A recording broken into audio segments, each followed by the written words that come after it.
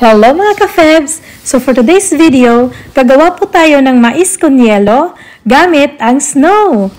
Actually, dapat halo-halo at talaga ang original plan, pero dahil wala po akong mahanap na ingredients ng halo-halo, so mais con yelo tayo. Ayan, nilagyan ko na ng snow. Kaka-snow lang po ng bongga and fresh po yan, bagong patak, ganun. Ayan, nilalagyan ko na ng gatas, halo-halo. And, amoy-amoy ng konti. Saan siya?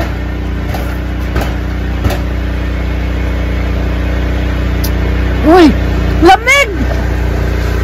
Kulang sa asukal! Medyo maingay mga beshi kasi nagpe-prepare yung asawa ko magtanggal ng snow.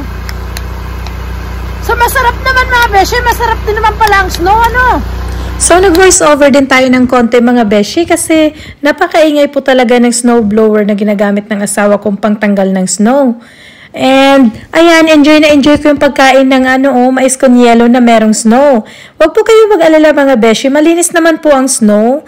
And, bagong patak po yan kasi kaka-snow lang bago ko ginamit. So, try ko kung titikim ang asawa ko.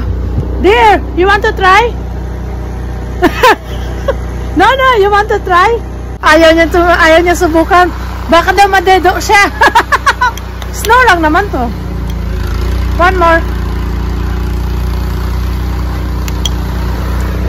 Actually mga beshi, sa ibang lugar, sa mga bundok, yung may mga cabin, ang ginagawa nila, tinutunaw nila tong snow, pinapakuluan at ginagawang tubig. So ako, dahil epal ako, at gusto ko mag-viral, kinain ko siya ng hindi pinapakuluan.